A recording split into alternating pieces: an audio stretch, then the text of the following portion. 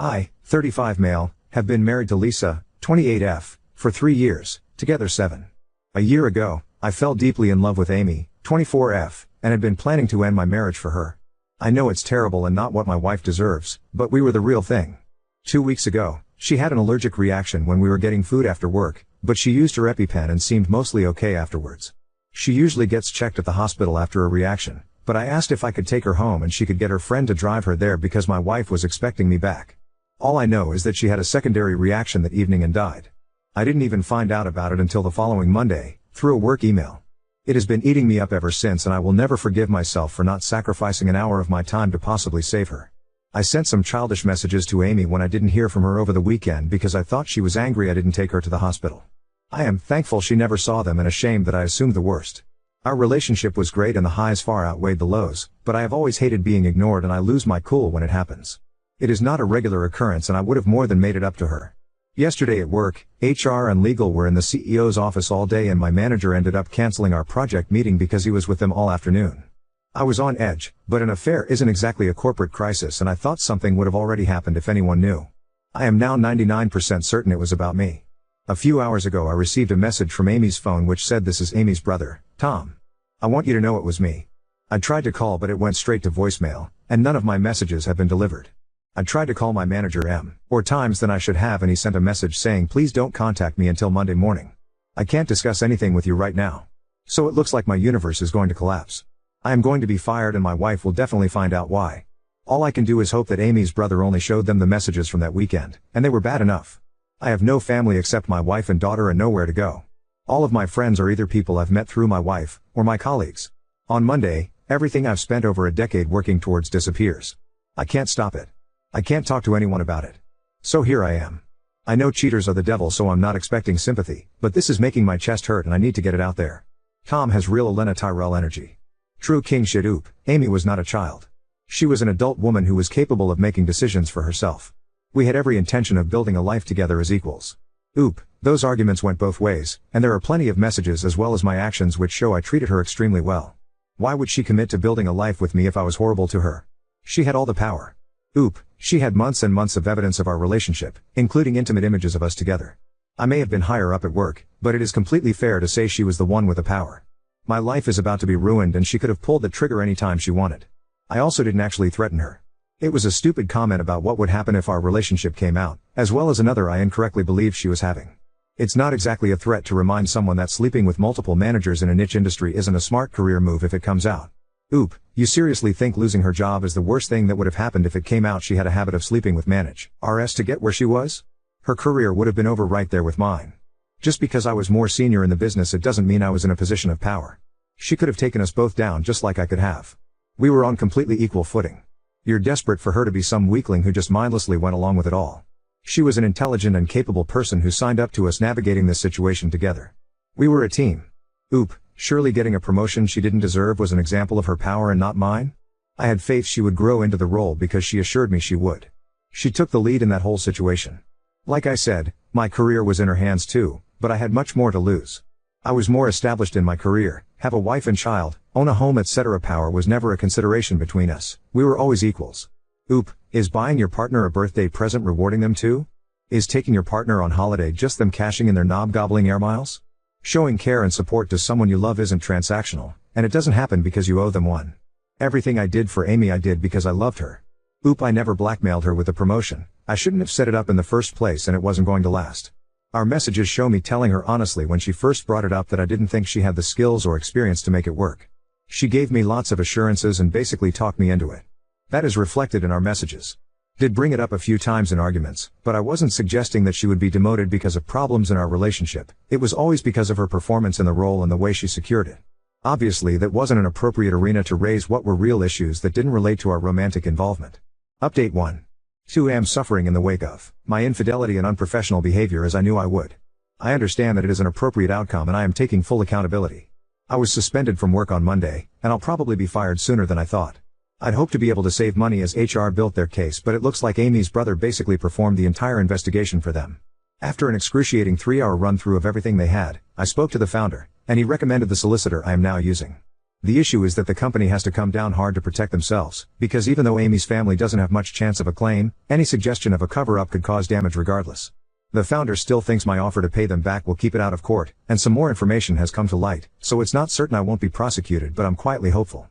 I can't afford to keep the solicitor if this goes much further, especially with a divorce on the horizon. Things are not good with my wife. I'm still committed to making this as easy as possible for her, but I had to draw a line when it came to my daughter. When I got home from being unceremoniously escorted out of my office, she already had a bag packed for me. She wouldn't let me wait at the house until my daughter was back, she wouldn't let me check I had everything I needed, she wouldn't let me take the car, and she didn't care that I had nowhere to go. I spent 2 nights in a hotel, then went back when she refused to let me see my little girl. She tried to stop me, but we own the house jointly and it was my only option. My wife has family she could stay with, but she won't leave our daughter here and she's absolutely not taking her, so we're at a stalemate right now. I'm keeping out of her way as best I can, which I appreciate is the least I can do. The Amy situation is quite difficult to talk about, and a lot hasn't sunk in yet. It turns out that she didn't love me as much as I loved her, if at all. Her brother sent me images of her talking to her friends about me, and it's hard to believe they came from the person I loved, but they are real. Sorry to those who were heavily invested in me being a predatory abuser, but she and her friends had a good laugh about her manipulating me for money and a promotion. The role came with a big pay rise, and it looks like her plan was to treat it as free cash, then go work with one of her friends when it fell through. She knew I'd come under scrutiny whenever she messed up and assumed I'd keep stepping in to save her. She was right. Obviously I am completely humiliated. I was planning to give up everything to build a life with her, and she was treating me like a joke the whole time. My feelings are complicated, so please don't feel entitled to any expansion on this, but I no longer feel guilt over her death. Reddit acted like I kept her hostage whilst she begged for help. What actually happened was that I asked if she could ask her friend to take her to the hospital because I had to go home. She said that was fine because she needed to get some clothes back from her anyway, and I dropped her off as normal. Ultimately she was an adult who had a better understanding of her medical needs than I did. I still don't know what happened between us saying goodbye and her death, but whatever it was, it had nothing to do with me. I'm sorry for her family's loss, but I bear no responsibility for her passing. After Amy's messages to her friends were passed around, a few people quietly reached out with words of support. I assumed everyone would write me off like Reddit did, as an abuser and predator. Now it's clear that Amy was using me. They see me as a fool who had then lost it all. It's beyond humiliating, but I have learned I'd rather be pitied than despised, and it improves my legal position with work. They're small mercies, but I'll take what I can get. I remain filled with regret, and I will have learned many lessons by the time I get through this. I may have been deceived, but I am a grown man who made my choices, and I take full responsibility for them. TL, Doctor, I am currently suspended from work, but will certainly be fired. It's unclear whether I am in serious legal trouble. My wife and I are not navigating the end of our relationship brilliantly, but for my daughter's sake, we will get better. Amy turned out to be a better manipulator than she was a project manager, and her brother outed her whilst trying to ruin me. Life is deservedly hard right now, but I'm working through it. The founder still thinks my offer to pay them back will keep it out of court. Oop, my expense account largely funded my relationship with Amy. It wasn't unusual in the company we worked at, but now there is a potential scandal. They're suddenly shocked and appalled by my actions. I want to make this as easy as possible on my wife. I have certain legal rights I was willing not to use in order to make this easier for my wife to navigate, which is absolutely appropriate given that my actions caused the entire problem. Living in my home was the most relevant one. I left immediately and by choice, and the only thing I asked for was regular access to my daughter until we made a formal arrangement. She didn't provide that access, and she gave a stupid and petty reason for not doing so. I had one single, solitary, and perfectly reasonable boundary, and she didn't respect it. Now I use the right I always had, to live in the house I own. I understand that I'm not exactly in a sympathetic position, but if you're a genuinely reasonable person, I don't think this is one for the reasons op is a bad person list. I didn't refuse to leave the house. I left willingly and immediately and had no intention of going back, despite the fact that I own the home jointly. I had one condition, and it was completely reasonable, that I be allowed to spend time with my daughter, regularly. My wife declined, so I was left with 2 choices, go without seeing my daughter indefinitely, or move back into the house I have every right to occupy. Easiest decision I've ever made. In short, no. My wife and her feelings are entirely separate from our daughter. I made it clear I didn't expect access to our home, that I would only contact her about our daughter, and that as long as I had reasonable unrestricted access, she would remain in the driving seat throughout this whole process. She fell at the first hurdle and denied me access, so things have changed and I make no apology for that. My solicitor told me very early that being completely truthful would benefit my case. Do you know what I did in response to that? I was completely truthful, because it was made clear to me that it would make my life easier. My wife was basically told the thing, only me seeing my daughter is what would have put her in the best position. She chose to go against that, and now she's living with the results of that.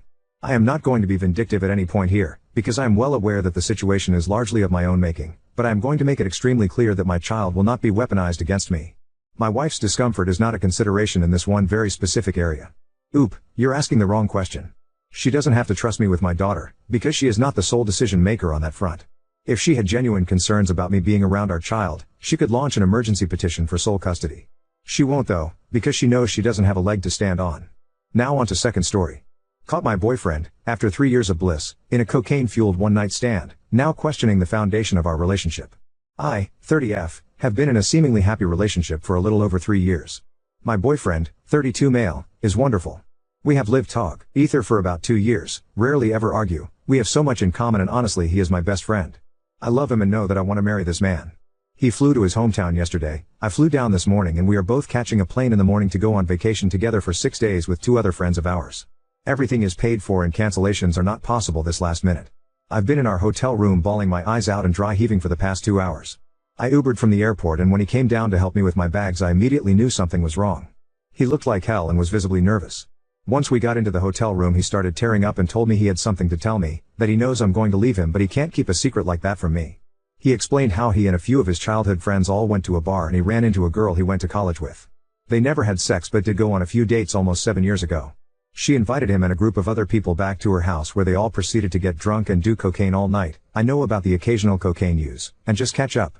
Basically he and the college friend ended up having sex and then she drove him to our hotel early this morning. He hasn't talked to her since and swears that it means absolutely nothing. He said she's not even attractive and that he was just fucked up. He says it was a big mistake and is begging for my forgiveness. A huge part of me wants to ask for every last detail but I'm scared to know that there is potentially more to the story. I don't know. I want to forgive him and enjoy our time away but I truly don't know how. Are there such occasions where you really can't help yourself and it really was a spur of the moment mistake? Or is there something hidden beneath the surface and my happy relationship has been anything but this whole time? Update 1. After basically begging him he told me the name of the girl and I reached out to her. I called her and put her on speaker so we all three could talk. Unfortunately, I'm learning the situation was much worse than the story originally told and I will be on a flight home in a few hours. This other girl is not unattractive. The sex was not protected. He and her had been flirty the entire 3 hours before they finally had sex. Hand holding, sitting on his lap, making out a lot, he gave her oral sex and basically the sex lasted quite a while with various things being done. Not like the coked out unpleasant quickie I was told about. I feel like I want to die. Update 2. You guys have helped more than you could imagine. I flew home this morning, took a nap, packed some of my things, took our cat and am staying with a friend for the 6 days he's away. He didn't want to go on the trip but I insisted. I told him if he has ever loved me, to please give me the time and space I deserve. Unfortunately, our relationship is broken beyond repair. The reasoning behind why he cheated doesn't matter because the fact remains that he did. That in all of our time together I've never even considered or wondered about another man and the first chance he got, he chose to have unsafe sex with someone else. I believe that he loves me and quite possibly is sorry. I don't however believe that he has any respect for me or our life together. I don't know that I'd ever forgive him or trust him again. No respect and no trust means no relationship. We do have a shared life so the ending of this relationship is not quite as easy as me packing and leaving and not looking back. We have shared accounts, both of our names on our lease, shared phone plans and car insurance. Basically, the next few weeks are going to be rough. Update 3. I have no idea if anyone cares about the outcome of this situation but it is almost cathartic to write it all down so I'm doing it anyway. I finally have a calm moment to sit at my computer and compose a logical thought. Upon me returning home he and I had very little communication at my request. I had originally planned to spend the week at my friend's home to process this life-altering event but early this afternoon he texted me telling me he was home. Now, some people might think that shows a lot of effort on his part, that he's remorseful and rather than enjoy his vacation he flew home to talk. Perhaps I would feel that way too except I asked for space. I told him that if he had ever loved me he would give me time alone. He couldn't even give me that. I agreed to meet with him at our apartment to talk. I only wanted to talk about and sort out all the details. Our finances, home, etc. We agreed on paying to break our lease, to stay on the insurance policy and phone plan together for now but unenroll auto pay so we're able to make our payments separately. I also asked for him to reimburse me for what I paid towards the vacation from hell. I wanted to wrap things up enough in that moment to where I would have to see and speak to him as little as possible. I know that some communication in the future will be inevitable but right now I can't deal with it. I told him he can stay in our apartment until we have to leave. I packed some more of my things and left. I don't know if he looked upset or if he was crying. I honestly barely heard anything he had to say because I was so enraged at the person in front of me, a complete stranger. I don't know if the past 3 years were all a lie, I don't know if he has cheated before or that he would cheat on me again. All I am sure of is that he was capable of lying and cheating now. I refuse to be another cautionary tale of a woman who loves someone more than herself, so she forgave a cheater only to be cheated on again. There is a big difference between guilt and remorse. Oop, thank you. It's so incredible to feel like you're actually being seen for who you are, because situations like these can allow you to question that. This has been a huge reminder. I'm grateful. Update 4. Thank you to everyone that has commented or reached out after my last 2 posts. I first want to say that I am doing okay, even after what I am going to say in this post. I'm okay. I am going to attempt to make this as brief as possible because I can't give this situation any more of my heart or energy. But it will most likely be long. Here we go. I am all moved out of the apartment, my things going into storage because I am still staying in my friend's home for the time being. This breakup has proved to be financially burdensome, but somehow money has managed to be the least stressful part of this ordeal. It turns out that I never knew the man I shared my life with for the past 3 years. My ex and I ended up having a conversation on the last day of us moving out. He seemed apologetic and sad and asked if we could talk. He said that he loves me, that he will always love me, and he wants us to stay together. He apologized and said he would stop bullshitting, no more lies. I didn't feel the need to have a conversation, but I did have just one question. I asked him why. I never could have imagined in a million years that he would tell me that the reason he cheated was because I miscarried 6 months ago. Especially because of how supportive and loving he was during that period in our lives, I felt blindsided and betrayed. He said that he knows that it was not my fault, that there was nothing I could have done differently, but it had caused him to resent me. That he was angry. He said he knew how this sounded, which is why he never talked to me about it. He didn't want to hurt me, ha. I of course at this point felt sick. My heart hurt in ways I never knew possible. Even the death of my father did not hurt in ways his words and actions were hurting me. Here is this man that I have unconditionally loved and supported for over 3 years. I was his biggest cheerleader in life, encouraged him to be his own person and to still live his own life. I wanted him to be happy. We never went to bed mad at each other, we never called each other names, we never not kissed each other goodnight or goodbye in the morning. Our relationship seemed great, and yet he's telling me for the last 6 months he has resented me, borderline hated me at times. He admitted to downloading Tinder and chatting with women over the last 6 months. He swore that it never became sexual up until the night he cheated, and that was only because they had history. I have no clue if that is true. Honestly, I don't care whether or not it is. The cheating is minimal compared to the words he just spoke. We were both crying and I handed him my keys for him to turn in. I gave him a hug and told him that he needs therapy and that I never want to speak to or see him again. I have a therapy appointment next week and will start to work on healing. I am looking at potentially getting a loan so I can get out of anything left that we have shared. I also want to look into moving to a different city, but that is still up in the air. I have changed my phone number and blocked him everywhere. There was never a chance of him and I getting back together, and this just solidifies my decision. This will most likely be my last post on the subject, but I once again thank each and every one of you. I never could have imagined in a million years that he would tell me that the reason he cheated was because I miscarried 6 months ago. He said that he knows that it was not my fault, that there was nothing I could have done differently, but it had caused him to resent me. That he was angry. Update 5. I thought my last update would really be the last, but a lot has happened in such a short amount of time. I figured I could close this chapter with a neat little bow. First, I want to say thank you to each and every person that commented or messaged from either post.